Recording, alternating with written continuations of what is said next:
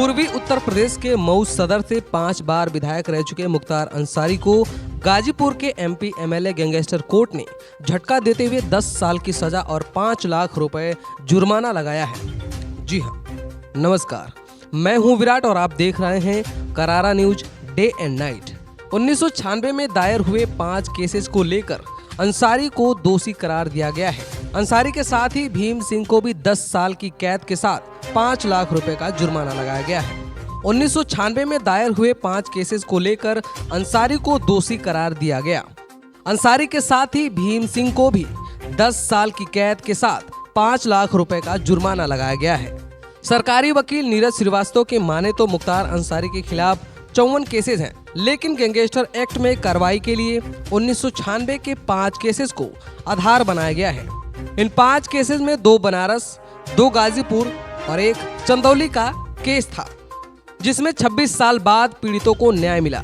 Mafia से राजनेता बने मुख्तार अंसारी के खिलाफ अब बनारस में अवधेश राय के अलावा राजेंद्र सिंह हत्याकांड, चंदौली में कांस्टेबल रघुवंश सिंह हत्याकांड, गाजीपुर में वरिष्ठ तिवारी उर्फ माला गुरु हत्याकांड के साथ ही गाजीपुर में एडिशनल एसपी और अन्य पुलिसकर्मियों पर जानलेवा हमला करने के मामले में मुकदमा दर्ज हुआ था।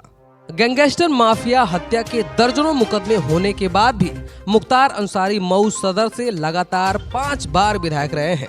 अब इसे खौफ कहें या लोकप्रियता की कुख्यात नेताओं में आने वाले मुख्तार अंसारी 15 सालों से जेल की हवा काट रहे हैं, लेकिन फिर भी हर बार चुनाव जीतने में कामयाब रहे हैं। लेकिन आपको अगर लगता है कि अंसारी का परिवार हमेशा से ही कुख्यात रहा है, तो आपको बता दें कि मुख्तार अंसारी का जन्म गाजीपुर के प्रतिष्ठित परिवार में हुआ था।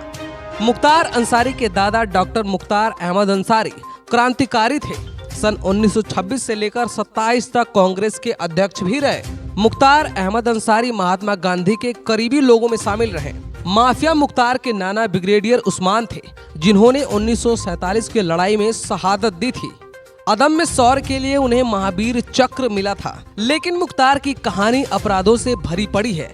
1996 में पहली बार बीएसपी के टिकट से अंसारी विधायक तो बने, लेकिन चर्चा में 2004 से 5 में आए। मुख्तार अंसारी का नाम साल 2005 में उस वक्त देश में जाना जाने लगा, जब बीजेपी विधायक कृष्णा नंदराय की हत्या में उनका नाम सामने आया।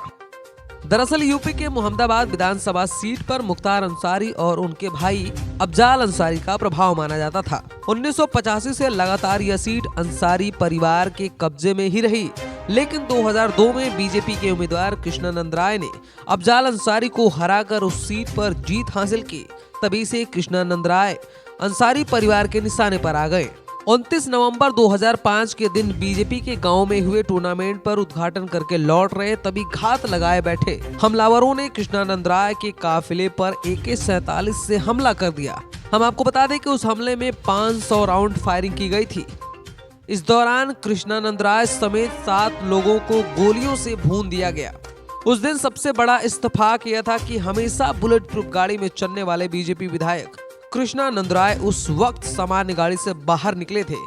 वैसे तो इस हत्याकांड के दौरान मुख्तार अंसारी जेल में थे, लेकिन फिर भी इस हत्याकांड का मास्टरमाइंड उन्हें ही माना गया। कृष्णा नंदराय हत्याकांड की जांच पहले यूपी पुलिस, फिर एसटीएफ, बाद में सीबीआई को दे दी गई, लेकिन गवाहों और सबूतों के अभाव में कोर्ट ने मुख्तार अंसारी समेत सभी आरोपियों को इस केस से बरी कर दिया।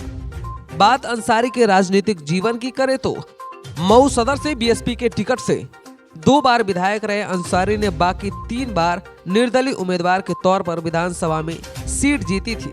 2010 में लगातार 2 बार लोकसभा चुनाव में बीएसपी के टिकट से हारने के बाद अंसारी ने अपने बड़े भाई अफजाल अंसारी के साथ पार्टी बनाई और नाम रखा कौमी एकता दल। मुख्तार अंसारी कुख्यात नेता रहे हैं, लेकिन मायावती ने एक बार उन्हें गरीबों का मसीहा तक बता दिया था। हालांकि 2022 के विधानसभा चुनाव में अंसारी ने अपनी सीट बड़े बेटे अब्बास अंसारी को दे दी, जो कि सपा के गठबंधन करने वाली पार्टी सुहलदेव भारतीय समाज पार्टी के टिकट से लड़ा और बीजेपी के अशोक कुमार सिंह को हराकर विधायक भी बन गया।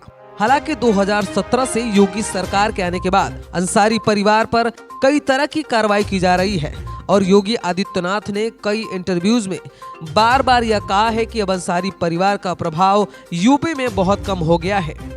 ऐसे में तमाम खबरों से जुड़े रहने के लिए हमारे YouTube चैनल करारा न्यूज़ डे एंड नाइट को सब्सक्राइब करना ना भूलें। धन्यवाद।